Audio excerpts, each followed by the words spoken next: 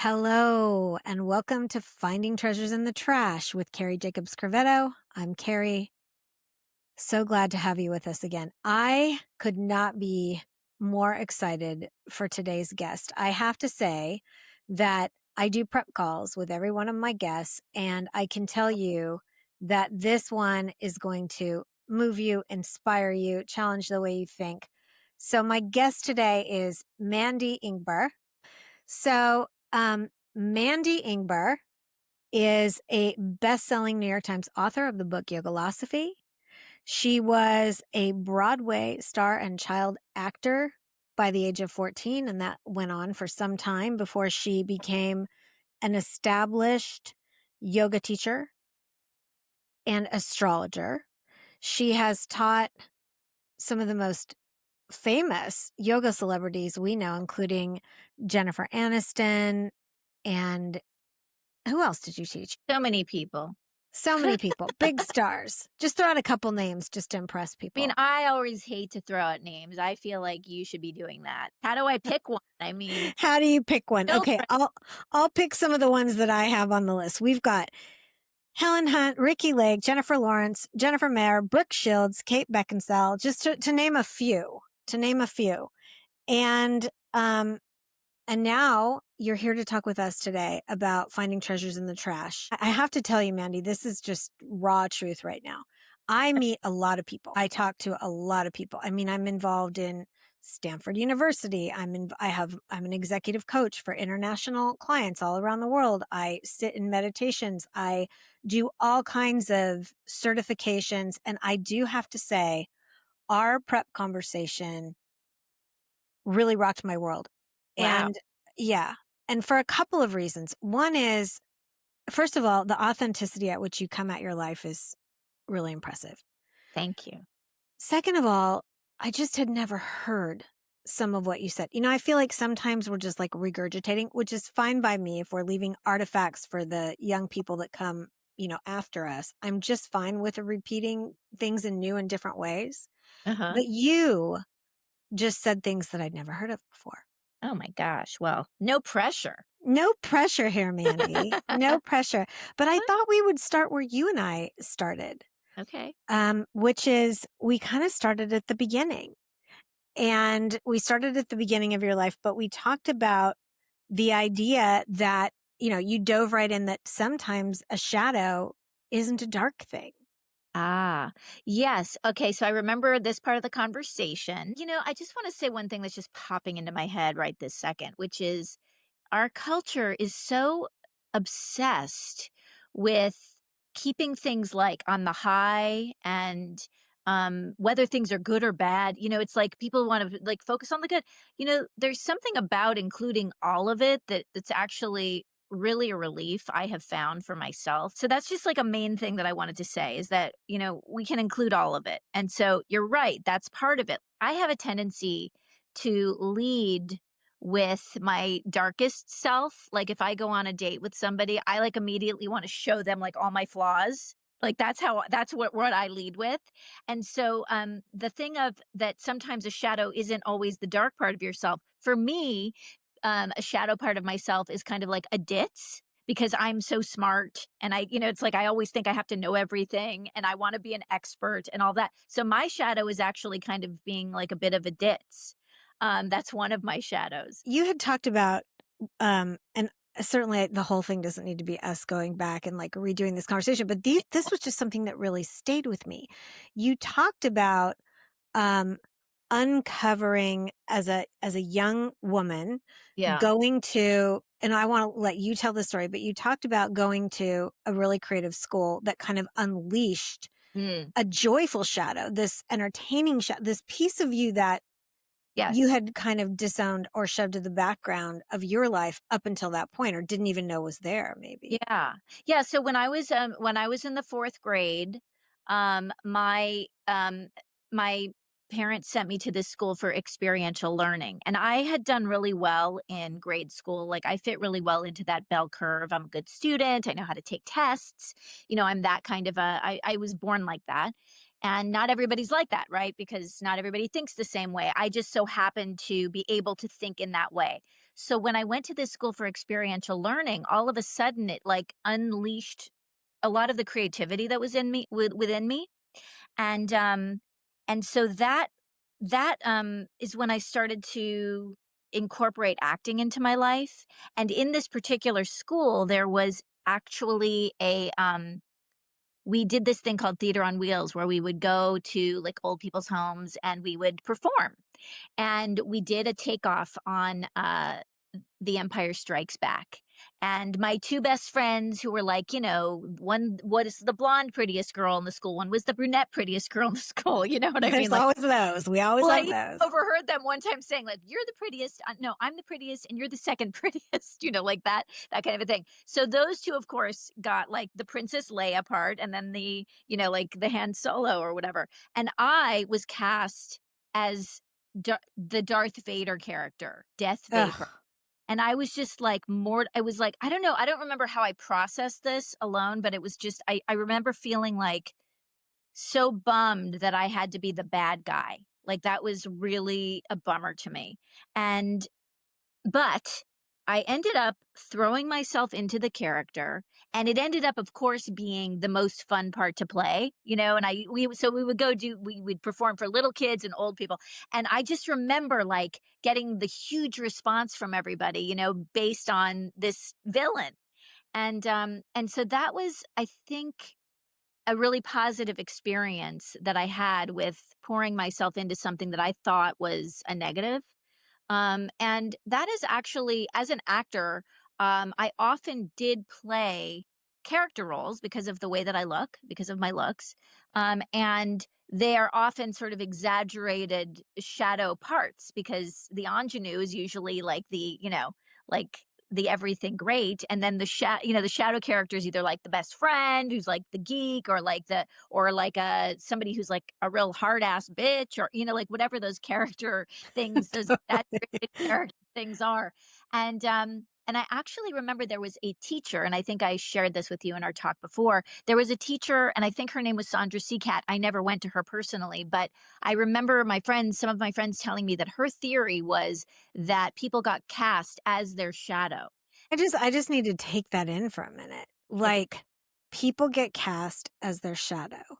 Mhm. And I kind of like, I'm just, in the theater world, but there's also kind of a wondering that I have about, is there something that, somebody like this teacher sees where they're seeing right through into what the potentiality of somebody is in their sort of Mm. like hidden moment. What I will say is that as an actor, I think that, I that's something that's very healing about being an actor, is that you really can move toward these scary scenes and parts of yourself in a safe way, which is originally why I was drawn to acting. I think because I had a volatile father, and um, that pushed me. And this is definitely a finding treasures in the trash kind of thing.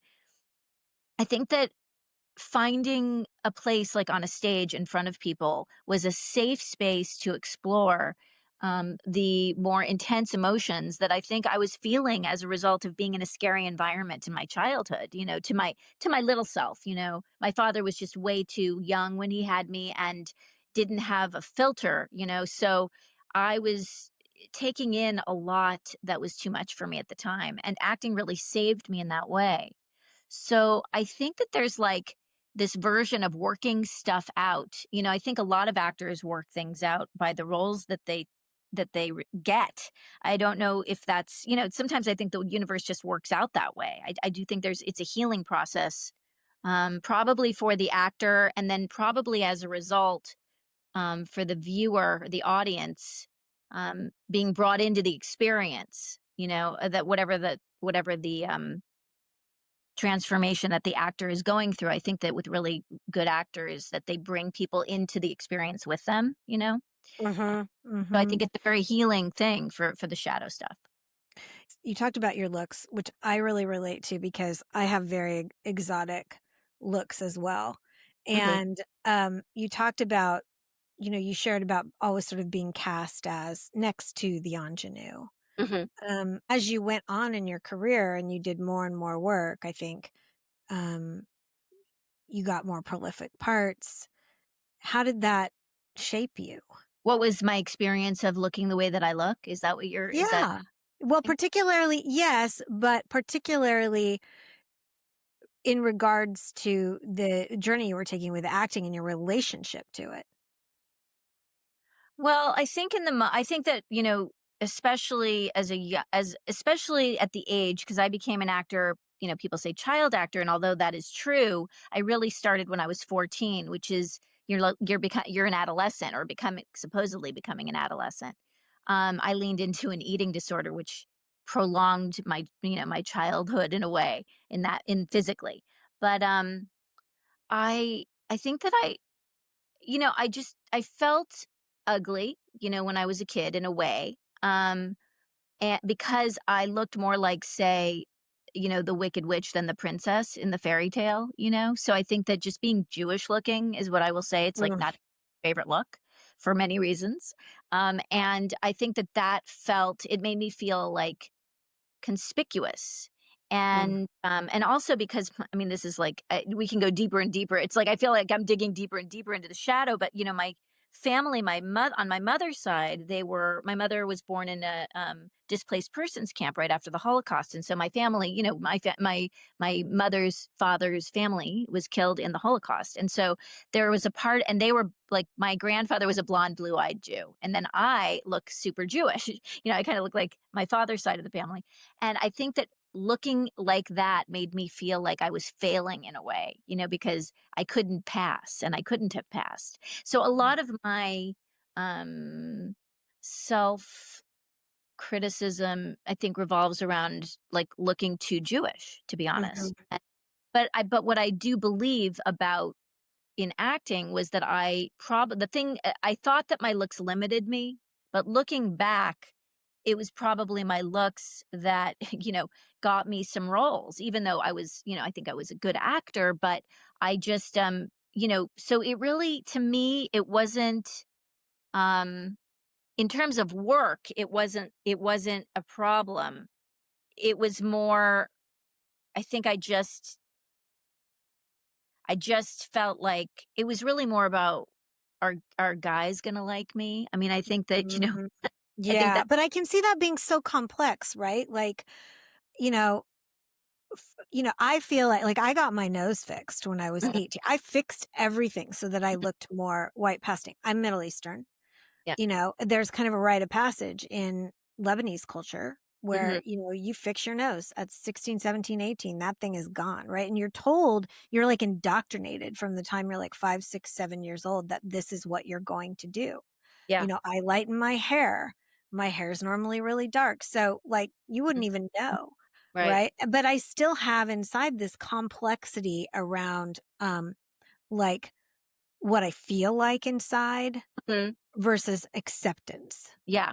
Well, I mean, thank you for, being so vulnerable, sharing all of that, because yeah, I mean, I'm the person that, I think it has a lot to do with my upbringing. Like my mother my mother had a prominent nose, but actually a beautiful nose, and she never got it fixed. My mother has not had any plastic surgery. She didn't dye her hair. It's like she kind of didn't do all that stuff. And so I think in a way, I'm a product of that. But uh, also, so I don't know. There's part of me that on the one hand, I feel like I don't like it, and on the other hand, I defiantly accept who and what I am. So I understand what you're saying, and it's just a choice that I've made in this lifetime. And ironically, I did get used to my nose.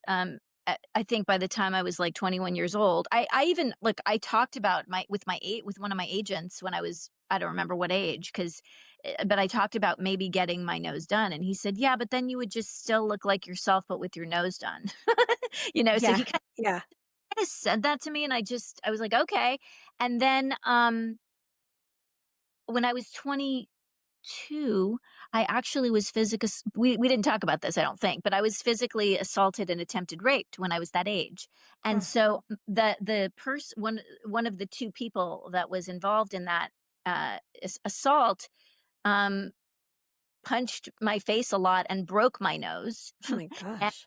And it was like I was like, "Ugh, I just got used to my nose." Had to get 2 surgeries, and I didn't, like, fix it, Hmm. to look a certain way, but it's not my original nose. I actually had a thinner bridge and, all this stuff, so it's funny because I miss my original nose, which was also too big, and but, so for whatever reason, my nose did get shattered and broken, but I again, and now I just accept that. Like I have a lot of cracks in my face and all of that, First of all, I just want to take a moment to acknowledge what you're sharing here about being assaulted and being hit in the face. I mean, that just sounds brutal and horrific.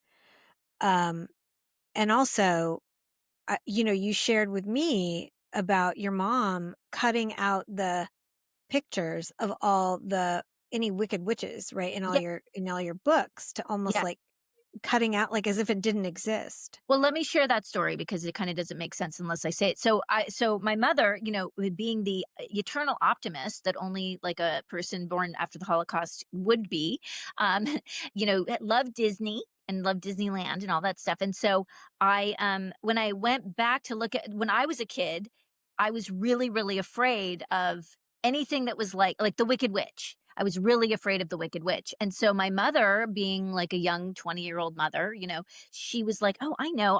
I'll just go into these books and just cut out the thing that's upsetting my daughter." And so when you go back to my Disney books, it's just like Snow White and the Seven Dwarfs, and everywhere that there would have been a witch is just like a hole. And I think it was brilliant of her to do that, And but such an empathetic act, right? right, but I had already seen the witch. So I knew what I knew what had been there, and so my mother just she didn't really teach me how to self-soothe, and so I'm just sitting there going, "Well, she's cut." Like she's cut this out, and then there on subconsciously, I think there might have been a thing of like, there must be something wrong with me, too, Totally. right? So, Yeah. yeah, My mom used to tell me the story of the ugly duckling, right? mm, And the story, I don't know if I'm sure you remember this, but for younger listeners here, the story is that there's this ugly duckling that's born to a family of swans. And my mom was blonde haired and green eyed. She was on the Scottish side of the family, Scotch Irish. And she was really skinny and tiny. And I was a little rounder. I couldn't see. I had these Coke bottle glasses. And she would read to me from like 5 to like 14, literally. She would tell uh-huh, me, in the end of the story, of course, the duckling keeps looking in and feels so ugly and grows into, thinks it's going to be a duck, and then one day looks into the water and lo and behold it's turned into this beautiful swan. And she would right, say right, to me, fully well intended, like someday you're going right, to be this beautiful swan and we'll get your nose fixed and all the things. But like what she didn't realize probably is the messages that she was sending. And there was a way that I think she didn't love herself enough, and right. eventually was drug addicted most of her life. But there was a way that she didn't love herself enough, and Mm. she sort of you know put that into my energy in some way. Yeah, like the idea that what you already are isn't beautiful in the right way. Like Mhm. that's an interesting and I didn't my m- I wasn't having that message sent to me by my parents, but by society, that is the background noise. And yeah, like it's just this whole idea that there is a right way to look. Yeah. That's is a I mean that is a cultural issue that we have. Yeah, and so now I'm just going back, so here you are at, adolescence, and then you get cast as you don't get cast as, the pretty friends, you got cast as Darth Vader or the dark character. I really have a lot of, like kind of, I don't know if it's awe that I have for you that you took those moments and those moments became I mean, it is finding treasures in the trash. You took those moments and that became the grist for the mill. That became the learning. That Yeah, it became was, like, the most fun. I mean, that's the thing I think that we start to discover is, like, well, this is the most fun, and, I think that as I then was growing up, yes, I may have been playing roles that, I mean, I wasn't not all of the roles were like, "Oh, you know, she's not pretty." I mean, it wasn't like that.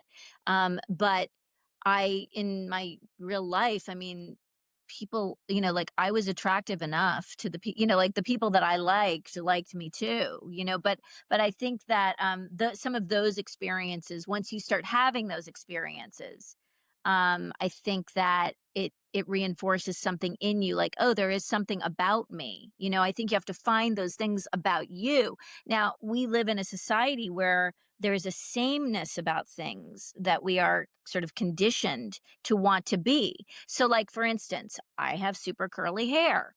Um, I did straighten my hair, like, until I was 17. I used to blow it straight, and I would, you know, pull it back tight and put in a curler, and I would make sure it was perfectly straight.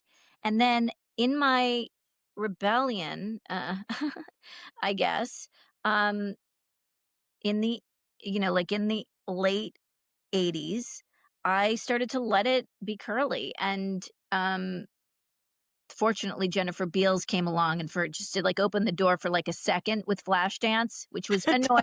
totally. Like, "Oh, great, okay, like, my hair is gonna be in style for a year."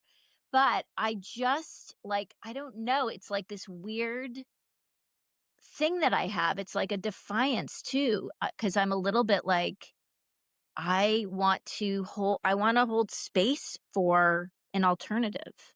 You Yeah.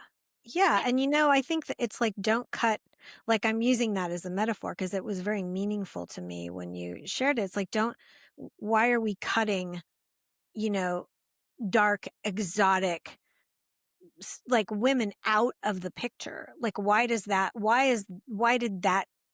the story get written in that way, you know? Yeah, I mean, but also, like, it's like nothing's inherently wrong with it. I think that what it is ultimately, it's this idea of if you get rid of the thing that is, like, the destructive or the shadow, you kind of also get rid of the power. So there's this, I think that as especially as a child, you know, there is this fear of power, and also there's no context for power when you're a child. Of course, it's terrifying. But as you lean into it, and I think that that is what happened to me early, when I leaned into this, you know, this dark character and I started to have fun with it, I think I started to feel my power. And I think that that may have a lot to do with why, you know, why women are, you know, I don't want to just limit it to women, but in a way we are taught to be disconnected from our shadow because we are taught to be disconnected from our power, and I think that that is changing, I Mm. time. But Yeah, but it isn't, it is, but then you look at like AI and what's happening out there in the world and just the kind of just like you said, the sameness of everything. It's like I notice now that the people I'm drawn to, like if I'm scrolling through TikTok or Instagram, I'm stopping more and more on the people that are like, don't have this perfect look about them. Like I had a moment where I was like, do I even put lipstick on anymore? Or do I just, because there's something about being raw and real and standing in your true power. Like, cause there's nothing fake about it anymore, you yeah, know? well, I've played with all of that. I mean, I you know, like, I played with wearing my pajamas everywhere in the '80s, you know, I played with, like, I don't wear makeup very often. I play with it. I play with the, yeah, I play with authenticity, I suppose, is a way to say it, and I don't know, I've gotten comfortable with the fact that I don't have to like everything about myself. I don't have to like every line that I'm getting. But we talked about this. Like, I don't like every line that I'm getting on my face, but that doesn't mean that I get rid of it.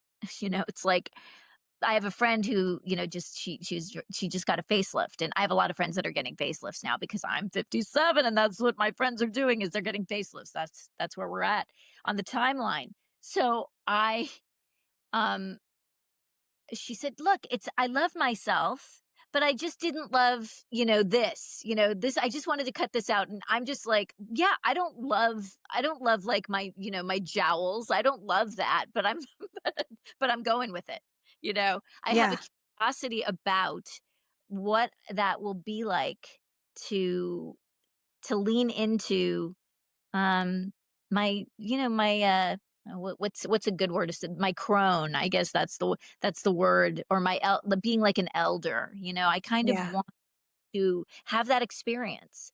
Um, Well, and I think you're talking about, so I call my methodology inner truth work. And, I try, it just kind of spilled out of my mouth one day because I knew that there was something I was practicing that wasn't necessarily exactly aligned with everything I had learned from all my Buddhist teachers and all my yoga teachers, exactly the way I was doing it, which, and in some ways, Mandy, it was like compulsive. Like I would feel something that felt shadowy or felt like I was pushing like a wrinkle, for example, or something I didn't like, or something I didn't like about myself, or a relationship moment that had gone sideways.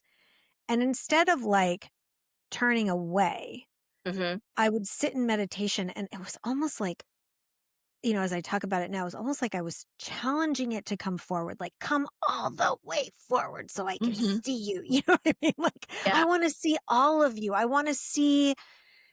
Now, I have not, I admit, one of the reasons you're inspiring me is that I've not made that with my own looks, but I have made that with how I show up and land on people, right? hmm Like I can be a polarizing person.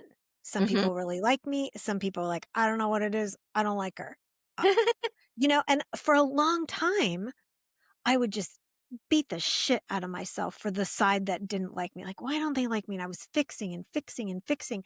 And in that, this sort of like show me all the way what you don't like about yourself, hmm that did like refine that power that I want to hear about the astrology, but it refined hmm the power and it refined the power and it refined the power until I just I didn't care anymore hmm as much, hmm Yeah, that's you cool. know? Yeah, it's funny as you were speaking. I think that's great. I mean, I think that, yeah, exaggerating, it's the same thing. It's really the same thing as talking about like um getting a role where you're playing a shadow. It's you get to exaggerate parts of yourself that exist. Really is what I mean, that's what actors are doing is they're just embodying parts of themselves. And so villains or whatever is just that person as that part of themselves. But um talking about insecurity as well, I mean, there's also a thing of like that's a shadow, right? Like feeling insecure, like around who likes you and who doesn't. I think that that's okay too. It's like Totally. there's nothing that is off limits, and in terms of our experiences as human beings. And I think that's the most that's where we don't have to be so afraid of things anymore. Um, And what a relief, I think of like, because I want to just talk a little bit about the yoga and then the astrology, but like what the way that and I would love your take because I'm not the expert, but I always think of like, one of the hardest poses for me for whatever reason was reverse triangle. And I began to think of every moment that did feel shadowy or did feel hard, like my reverse triangle, right? Like mhm, I would just have to breathe and lean into the hardest poses. mhm, The hardest poses for me to try and like find some like loosening and some opening and some mhm, widening. mhm, And mhm. I'm curious if that tracks for you in terms of like going from, acting and then moving into yoga and astrology.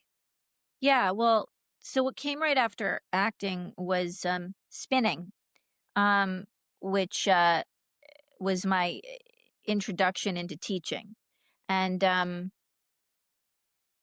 that that was like revealing the way that I talk to myself, the way that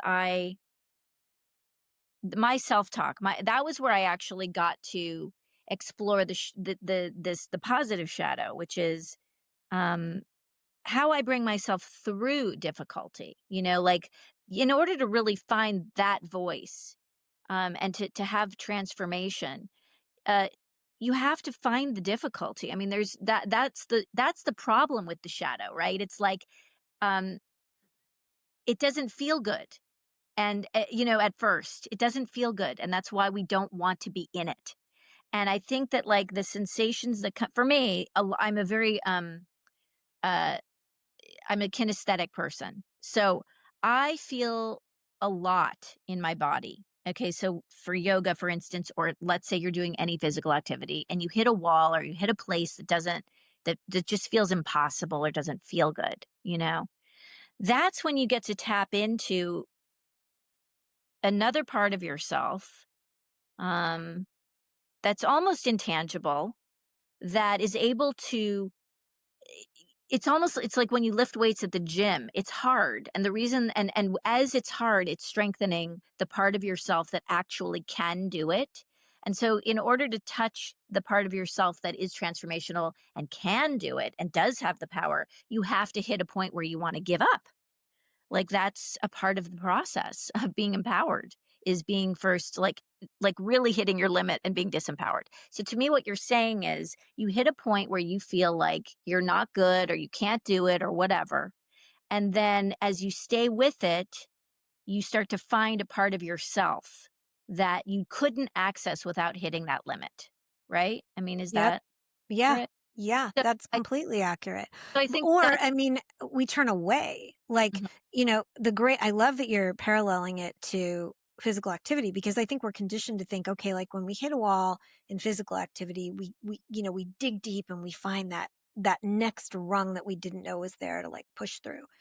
And in a way, we're not really taught that in the same way about, you know, our psychology or our mental health, right? Like, and I'm not saying we should like push when we're in trauma or just push to push, but there is a way that I feel like we disown and we put things in I call it in, the giant jewel case, the treasure trove behind mhm, us as if it's not there. Like, look at me, just like paddling like crazy to not let you see all the parts of me that are hard or dark or sad or shameful mhm. or joyful or hiding, whatever it is we're hiding. And so, like, this pushing through to be able to turn in the same way that you turn in physicality, to be able to turn into it and dig deeper. I think that's the piece that I hear you saying that feels true for me. Yeah. So I, I- psychologically, I'm just asking this question. So you're saying that we don't, because I think that doing physical activities brings you, that's where, so that's a way in to Mm, developing the psychology, right? Like, for me, it's an easy in. And the reason is because you are putting yourself, it's another version of being in a scene, like in an acting class. Another version is, okay, I'm going to put myself in a situation where I'm going to hit my limit, and then I'm going to find the thing where I can elevate out of it or move past it, find my strength. That does translate then to the psychological, to the mental health issue. That's why I mean, this is a theory, but I think that that's why many people who are either depressed or have mental health issues are very supported by physical exercise routines, because you actually do start to find a part of your psychology that is um, only strengthened by difficulty. And I think that that is helpful. I think that's always a helpful, like, useful tool. I don't know. I feel like maybe I got off yeah. track. No, I don't think you did at all. I'm thinking back to the episode that I did with Stanford professor Henry Most, and he talked about how oftentimes, in the maturation of a young person to an adult, there's this moment, right, where our shadow kind of comes up, and in that moment, it's usually kind of between like 28 and 32 ish. It can be any time, but that's like the sweet spot. And I'm sure you have something to say about astrology about that age, but we're seeing so often, it can happen at 25, 22, whenever, but it's sometime in that sort of late adolescence where predominantly we're also prescribing anti-anxietals, right? Ah, Because it's as if we're saying to younger people, "Oh, this is so hard, you can't do it. So we'll yeah. just give you," and I'm not saying that, medicine is not important. Yeah. So please, listeners, don't hear that. But I I know it's do such a think we're hard over I know, it's such a hard conversation. conversation to have these days. It is, but I mean, that wasn't available to us, No, Mandy. We had to figure out how do we push through. no, I Like, know. it toughened us up. I mean, I hate to sound so Gen X, but Well, you know.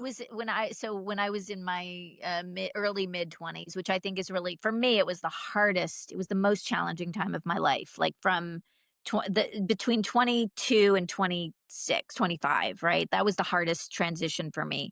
One of them. I mean, I've had a few hard transitions, but that was one of them. And, I used to say, "Well, if people don't like my mood swings, they can go on medication." Because I I love that. I love that. because I did have mood swings then. You're going through a lot at that age, obviously. I mean, it is a huge leap that you're making, from being a child, to being an adult in the world. Of course, you're going to have some feelings about that, no matter where you come from. Okay. You shared a story with me, and I'm hoping you'd be willing to share it with the listeners, but it was about your accident. Mm. And it was about the fact that you basically took 1 day of pain medicine when you had basically a broken body, and you talked about how you reckoned with the pain in the same way that we're talking about digging deep to face Yeah. our hardships in life, whatever Okay. they may be. Can you share Uh, that? Yeah. Okay. So I was in a major, near fatal car accident, and I was in the hospital. Not too long ago. It was in 2018. So it was long enough now, but in my when I was 50, which was so long ago now. But all go one direction. But anyway, that's great. No, and so I was in this car accident, and I had basically I had a punctured lung, my spleen was lacerated and burst. So that happened. I had like 4 broken ribs. My spine was broken down to my from my lowest rib to my sacrum. The sides of my spine were broken. My actual spinal cord was fine. My sacrum was broken, and my sternum was broken. And so the after the first night, um, I had and when I had the accident, pain is a very general term that people use. And so I was feeling into, okay, like pain, yeah, but it's like, what kind of pain is this? Is it a searing pain? Is this a pulse? Is it a burn? Is it, like, what is this? So that was part of, just for me, identifying what I was feeling was important. This is before I didn't take the medication, but I don't know what I was on, because I was in the hospital. I wasn't on anything, actually. That's true. I wasn't on anything yet. Was waiting to get diagnosed. So I was in a lot of pain. And so I teased out all the different sensations that I was having, right? That's something that I learned from teaching. And I think it's something maybe I was born with. I reframing, like, rather than pain, it's like, okay, what is the sensation? So got all the sensations. And then my um, strategy after that is, okay, this is where I'm feeling the pain. But where am I feeling free in my body? Like, you know what I mean? So like my whole left side was broken, but my legs felt okay, my head felt okay, my right arm felt okay. So once you locate where it's hurting, then you can go, okay, so where am I feeling good? And then put your energy into the places that are feeling good. So that's really like the basic strategy. And I did share that with one of the nurses in the hospital, and she said, "Oh, this is like, that's some new information that we're getting from whatever meditation." I'm like, "Yeah, this is what I'm doing." So, but in terms of not taking the medication, so the first night, got um I got oxy, and I thought, okay, well, whatever, I'll get a good night's sleep, because this happened at night. Then the next night, it's like, okay, I'll get a good night's sleep. I'll do the oxy. The oxy took away my ability to feel the good places, and just kind Mm. of dulled everything down. So it actually took away my ability to put my head into the places that feel good. So it was detrimental to me. So the next day I was like, I don't want anything. I don't want anything. I want to feel what my body feels like, because I knew that on day 2, that would be the maximum amount of pain that I would be feeling. Right. Because usually day 1, your body's in shock, day 2 is when you're gonna feel it, most Yeah. injuries that, right? Or even if you work out at the gym, it's usually day 2 where you feel your muscles.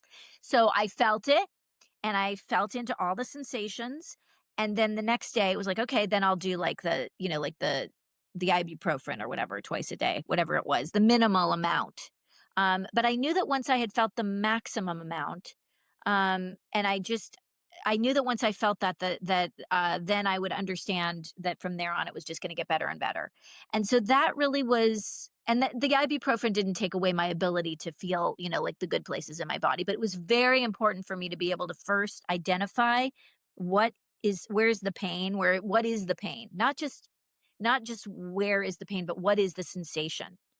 And so that's a strength for me. I mean, not everybody would be. Wow. I mean, I just hearing that story a second time, it's even more profound to me. There's so much metaphor in it, but also the reality that most of your body sounds like it was broken. I mean, I know there were places that weren't broken, but and you said, if It I can wasn't it just wasn't most of my body, it was 14 bones, it was 14 places, I know, but I'm hearing that, Mandy, and I'm like, but that's not that most. feel I mean, I get a little shoulder ache and I'm like, "Ugh," So I just have so much respect for the way that you did this. This is like inner truth work, but doing it through broken bones, right? It's like, oh my gosh, Mandy. And it stayed with me recently. I have had just this back problem.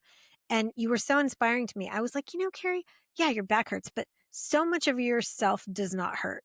There's Mhm, so many parts that you can access. This mhm, kind of like accessing our resilience, mhm, mhm, right, accessing the places of joy, accessing the places that don't hurt. mhm, right, and that is that is the opposite of the shadow, meaning the if we're bringing it back to shadow, or and I guess that doesn't have to be the thing, because this is just finding treasures in the trash, right? It's like it doesn't have to be a shadow thing at all, but Well, I it's all. think I think I think a shadow, what you have shed light on for me is the shadow doesn't have to be some darky negative thing. The shadow is just a shadow. You can't have the shadow without having the light. And I think we get confused because we're like light somehow means it has to be dark or painful. Mhm, Right? It's just a different kind of treasure that you're finding in the trash. It's mhm, just a different it's a resilience treasure. mhm, mhm. Yeah, I mean, you gotta have both, I mean, I think it's like I think that's the thing, is that and that was what I started with, which is we are so, trained to focus only and to only talk about, the victory, we don't it's like, you don't wanna hear my stories about, the days that I can't get out of bed because I looked at my phone too much. It's like nobody wants to hear that. Like all of us. I had a day like that the other day where it was like, ugh, I just felt terrible. And it was mostly because the whole day I didn't have all of my human contact was through the computer. And my relaxation time was also in the computer. And I was just in this disembodied place. Mhm. And what I noticed was that just didn't feel good, the next day. It's not an interesting story, Well, it but is interesting because I think you're talking about something so profound that like this is like an everyday thing, right? Where like we get lost in the news or we get lost in our computers and then suddenly, 2 hours go by and we look around and we're like, "Why am I sad? Why do I right. feel lonely?" How do I feel Right? depleted? Well, it's because 'cause you've completely abandoned your body, you've abandoned nature, you've abandoned connection, right? Like, that's why you're lonely and sad. It's not just because you're alone, quote, unquote, right? And I do think that that's a huge for me, it's a huge key, is being embodied. I think being embodied is um it's incredibly important, and I guess it's not overlooked, but it is overlooked. You know what I mean? It's like it's undervalued. It's undervalued. And I think that's Mhm. why we really go through the hardest times. It's like, oh, I'm just so happy to be alive. That's really what it Yeah. means to be Yeah, embodied. I really feel that, and I feel it in so many parts of your life. You've really lived your life in such a way. Okay, so we have something here on finding treasures in the trash called your trash can cards. And it's like we're just gonna spin the wheel, and by wheel, I mean, I'm gonna close my eyes and point to a question. Okay. and then you'll just answer that question. It's kind of the Great. closing it's like the closing shot here, Okay. Mandy. Okay, you It's ready? a shot. Ooh, this is a good one for you. If healing had a mascot, what would yours be? Wow. Well, the first thing that popped into my head was like a little tiny fairy godmother. I guess it would be the blue fairy from Pinocchio. Say more. Um, well, oh, no, no, no, no. You know what it is? It's Jiminy Cricket. It's Jiminy Cricket. Um, I don't I know. love this, by the way, because you picked the blue fairy, which is kind of ingenue, and then you were like, no, no, no, it's actually Jiminy Cricket. Well, because it popped into my head, and I thought at first it was Tinkerbell, and then I was like, "Oh, no, it must be like," I was trying to like put it together for myself. And I was like, "Oh, it's from Pinocchio." And then I was like, oh, "Okay, it's the blue fairy." And then I realized, no, no, no, it's actually Jiminy Cricket. So it did organically pop into my head. I just didn't recognize it. Um, but yeah, so Jiminy Cricket. So when I was a kid, I uh because I didn't really relate to the Disney princesses, I found myself relating to locking into Jiminy Cricket, which is the conscience. And like it's like when you wish upon a star, all that stuff. And I think Jiminy Cricket has always been like, it's basically like whatever if you wish for something, that it will come true. And I actually do believe, I mean, for me, everything that's happened is all of my dreams that I've ever had have come true. So have all of my fears. So it's just this idea that, yeah, like um, where I focus my attention, that's what's coming. And Jiminy Cricket is like the total mascot for me because I locked into the conscience. Sorry, I'm looking for my phone. Um, anyway, that's just what came to me. That's why it came to me. And you said what would healing be like? Yeah, I think that it's like you just have to follow your guide. You have to follow your inner compass. All right. Well, this has been wonderful, Mandy. Thank you. Thank you so much. Thank you, listeners. And stay tuned for a 10-minute meditation. Thanks, Mandy. Thank you so much for having me. That was really fun. We'll have you back. Okay. Bye. If you'd like to continue the journey, you can find me at bravedirections.com. And there you can sign up for my newsletter. And I've created something called 5 Days to Truth. It's a complimentary 5-day meditation journey that helps you start gently digging into your own trash and discovering what's there waiting for you.